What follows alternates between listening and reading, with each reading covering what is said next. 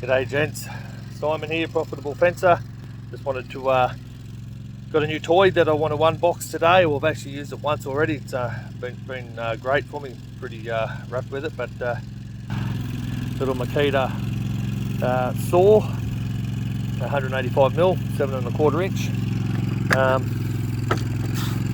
It has done amazing, great. I love the box too. Love the box because it's just so handy and works brilliant. But I bought the whole package, so it comes.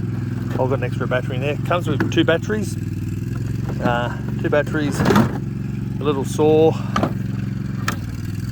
blade on it already, charger, and an adapter to fit your